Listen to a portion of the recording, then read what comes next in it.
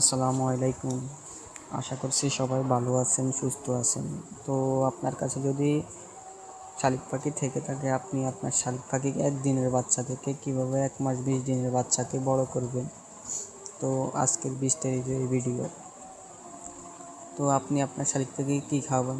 First of all আপনি poultry feed খাদ্য, আমরা যেটা খাদ্য বলি, ওটার মাধ্যমে অল্প পরিমাণ পানি দিয়ে ওটাকে 2 মিনিট ভিজিয়ে রাখবেন। ভিজানোর পরে নরম হলে তারপরে আপনি আপনার শালিক পাখিকে ছোট ছোট করে খাওয়াবেন।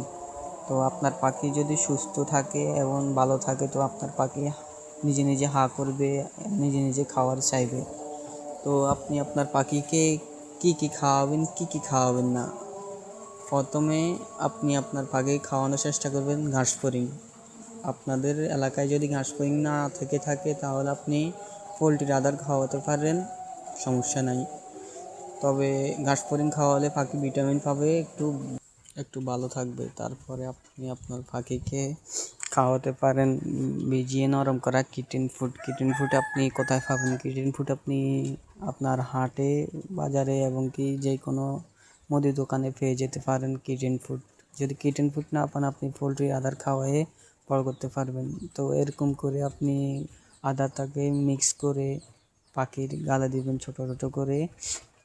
তো গালে দেওয়ার সাথে সাথেও খাবে এবং কি ও ভালো থাকবে, সুস্থ থাকবে। ফ্যাট ভরা পর্যন্ত আপনি আপনার পাখিকে খাওয়াবেন। আর আপনি আপনার পাখিকে দিন কয়বার খাওয়াবেন? আপনি আপনার পাখিকে দিন 4 থেকে 5 বার খাওয়াবেন কমপক্ষে। আর যদি আপনার পাখি আর ছোট হয়, তাহলে আপনি চেষ্টা করবেন 7 থেকে 8 বার খাওয়ানোর জন্য।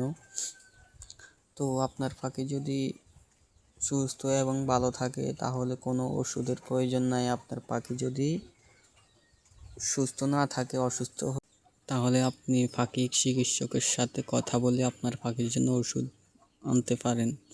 তবে শালিক পাখির কোনো রোগ সাধারণত হয় না, ওষুধও লাগে না।